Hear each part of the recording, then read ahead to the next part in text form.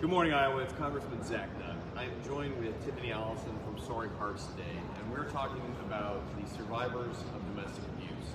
Challengingly here this holiday season, domestic abuse is one of those untold stories that has an outsized impact on our community right here in Iowa, which is one of the reasons we've worked together for so long to try not only to combat this, but also to support those survivors in their next steps forward. As well, we're taking what we've learned here in Iowa to be successful all the way to Washington, D.C. So I wanted to speak specifically about domestic and sexual violence. Unfortunately in Iowa, we have to end the pattern of violence that is occurring to both men and particularly women. We must do everything in our power to help both the survivors and stop these terrible crimes. Iowa, sadly, ranks second in the nation when it comes to the percentage of women who have experienced domestic violence. According to the Center of Disease Control and Prevention, 1 out of every 4 women and 1 out of every 7 men nationally will experience physical violence by their partner at some point during their life. Survivors of any violence from a partner are 3 times more likely to develop PTSD or post-traumatic stress disorder, depression, or another mental illness as a direct result of this type of abuse. Community organizations are helping lead the charge to both help the survivors and the communities impacted by them. As a result, in 2021, all 21 of Iowa's domestic violence programs participated in a 24-hour study through the National Network to End Domestic Violence. These programs assisted over 1,000 victims seeking shelter, responding to hundreds of phone calls, checks, texts, and emails, all to be able to help them move into the next chapter of a safer, better life for themselves and oftentimes for their family and their children. So building on our work together in the State House, where we helped introduce critical legislation to protect survivors of domestic violence, we are going to build on what has worked. We've been able to address these horrible crimes by putting in place practical solutions. Ones that both help the survivor, one that ends habitual violent offenders, and ones that ensure that those individuals who have challenges like nonviolent substance abuse are put into assistance and counseling versus long-term prison sentences. At the same time, those who are repeat habitual offenders spend time in a correctional institution, and that lethality assessments can be included to evaluate if they're very likely to offend in a violent way or in a way that could result in homicide. So let me talk to you what we're working on today. I'm very proud to highlight that we are introducing the Protect Women and Children Act. This is a leading piece of legislation to really buttress those frontline organizations who are out there every day. Not reinventing the wheel with a federal solution, but recognizing the hard work of those who are out there helping survivors and getting them to a next safer chapter. What this would do is help with a bipartisan piece of legislation co-led by my very good colleague, Piedar Cadarvo, a Democrat out of Colorado, to increase resources and improve federal grants for organizations to provide safe environments and help those in need following a domestic violence or sexual abuse situation. Specifically, it would improve federal grants available to community organizations like Soaring Hearts here in Iowa for those who are abused. It would increase protection and support for victims of domestic violence, sexual assault, dating violence, or stalking. It would increase access to federal resources by coordinating with state agencies right here in Iowa, including the Attorney General, down to those frontline organizations. Assist with our nonprofits to be successful and other eligible entities so that grants can be provided to those who need them most in our community and those who have worked with them on a regular basis. And importantly, these grants would prioritize rural communities, those areas often underserved by the federal government or state governments, but are in very high need for those who are the survivors of a domestic or sexual violence assault. In short, Iowa, we can and we must do more to help survivors this holiday season, but throughout the entire year.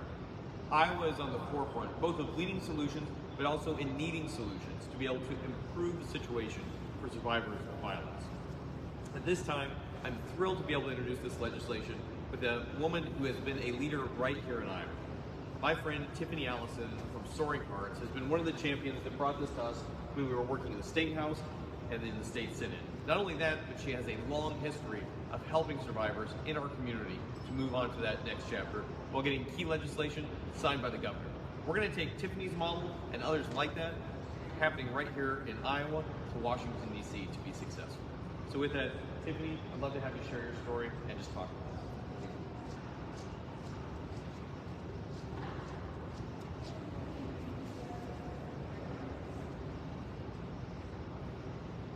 Good morning.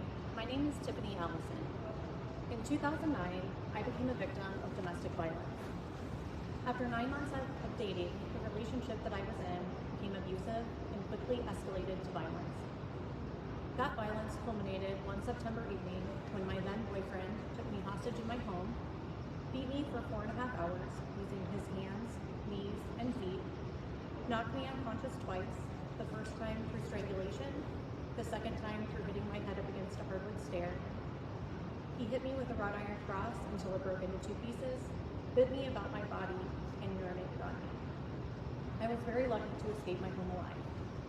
The court process that followed that event was grueling. It was stressful and it was difficult to navigate for me as I had never been involved in the criminal justice system before. I was anxiety-ridden and living in a constant state of hypervigilance. I was in survival mode.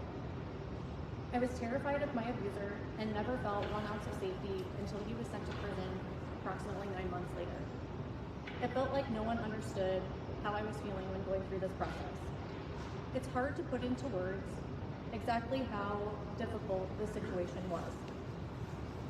How difficult it has been to recover physically, emotionally, financially, and psychologically. Community resources that were available to me were scarce, disjointed, and frankly, sometimes what I needed just was not even available. Healing is not a quick process, and my progress was consistently disrupted by my abuser's contact, his release from prison, his recidivism with another victim, and the annual parole hearings and the re-release that followed. What happened to me affected more than just myself. My family, my friends, and colleagues all struggled with aspects of my assault. I was blessed to have a strong support system of professionals assisting me within the criminal justice system. Thankfully, I was internally driven to fight for myself and other women struggling through situations just like mine. That's what brought me to found Soaring Hearts Foundation, an organization that advocates for victims of violent crime, to make communities safer and create resources for survivors that were lacking in my own journey through domestic violence. Communities need more resources. Victims need more support. Victim organizations deserve the ability and opportunity to streamline this process for survivors in order to give them a real chance to escape, to survive, and to heal. Men and women suffering and struggling in your communities need assistance and deserve to live a life free from abuse and thrive.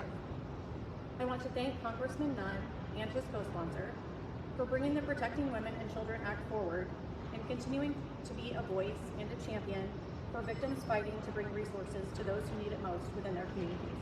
Thank you. Tiffany, I appreciate you sharing both your story and even more of the work that you have done going forward. The fortitude that you provided has helped not only those in your immediate family, not least by yourself, your mom, and your sisters, but also recognize that you have done so much for so many others who are just looking for a beacon of hope and really be a partner in this.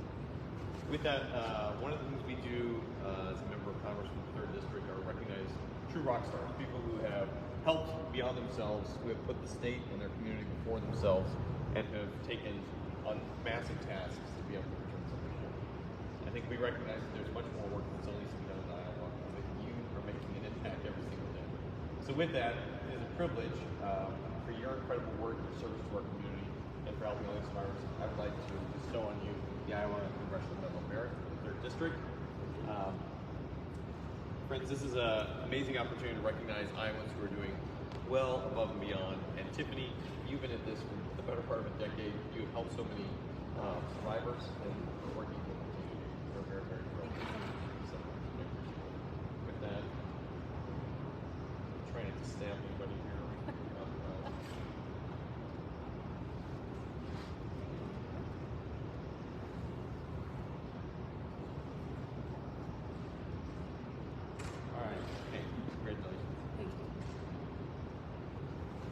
with that, we'll talk a little bit more. But Iowa, if you are in need of support, if you feel that you or someone that you love is in this challenge, we have resources right here in Iowa. You'll find them in the link below. And if there's anything we can do within our office, please reach out. You'll also find contact information to put you in touch with a caseworker to be able to work you through it. Or if you're in imminent danger, always contact 911 for immediate assistance. We'll be able to help with law enforcement and put you in touch with the incredible work of groups like Soaring Hearts and others who are there to stand with you. Thank you, Tiffany. Appreciate it. Thanks, Iowa.